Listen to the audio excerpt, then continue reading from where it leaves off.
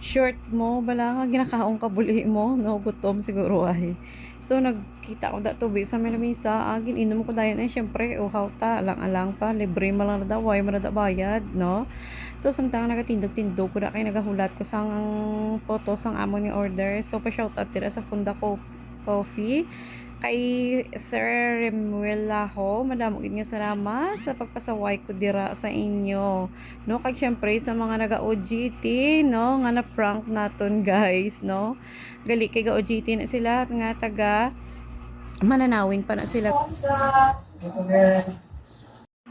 Kag nag-share kita gali guys sa mga naga-OGT, no, nga sa mga kabataan nga taga mananawin pa na sila guys, ara sila sa evacuation center nga bisan ano kabudlay pero nagitinguha gyapon sa ila pag-eskwela. So nag-share kita da sang ginagmay lang sa ila bisan pang bakalang nila sang pamahaw nila guys. So madam inyo salamat. Oh, ganyan po. Balik kita.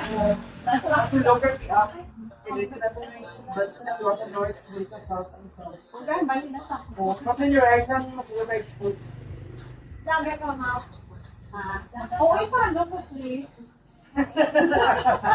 Mars, mo ka sa Mars. Thank you, Ken. Paano po, ganay? Ano yung assist ko na? Ano, naman lang tayo, Carson. Ipalo si Ma'am. Garzon. Ay, sir, ikaw? Ano na? Sandi ka na. Okay. Magpagkikan ko, para talaga. Wala magkalat tayo, Garzon. Pero pa dapat kiskater. Yes, sir. Ay, ito. Kasi sa register, sabihin ko ka, Carson. Yes, ka. Para sa Ma'am. Thank you, Ken. No wrong. Thank you ka mo. Yung uya.